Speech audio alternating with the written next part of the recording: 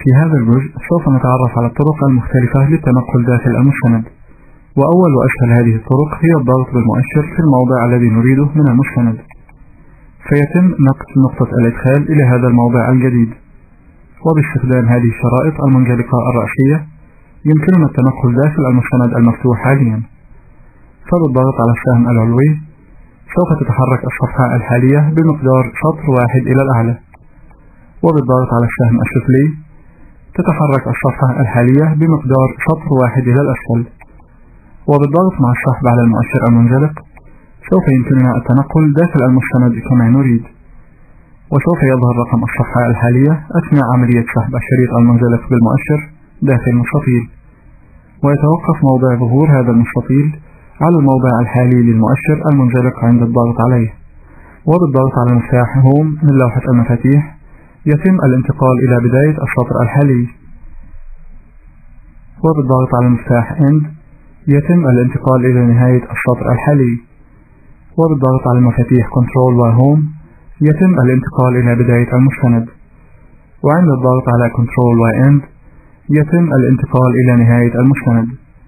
كما يمكننا أيضا التنقل داخل المستند بالضغط على هذه الأسهم المزدوجة في الشريط المنزلق الرأسي.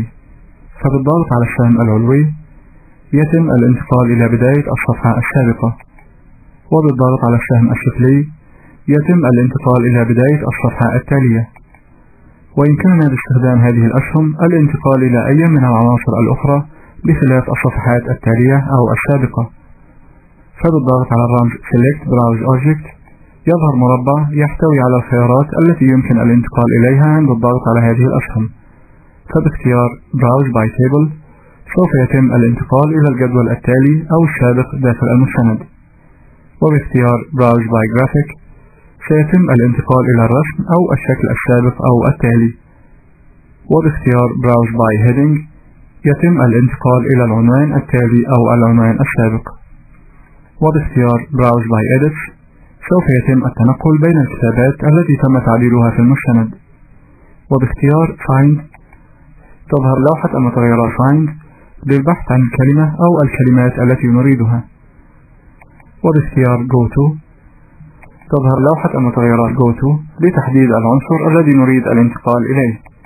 ويمكننا أيضا الوصول إلى لوحة المتغيرات Go To بفتح القائمة Edit واختيار Go To، أو بالضغط على مفاتيح الاختصار Ctrl و G من لوحة المفاتيح، وباختيار Browse by Page سيتم الانتقال إلى الصفحة التالية أو السابقة. ونستخدم Browse by Section للانتقال إلى المقطع التالي أو السابق، وBrowse by Comment للانتقال إلى التعليق التالي أو السابق، وباختيار Browse by Footnote سوف يتم التنقل بين ملاحظات الهوامش السفلية الموجودة في المستند، وBrowse by Field للانتقال إلى حقل البيانات فيلد التالي أو السابق.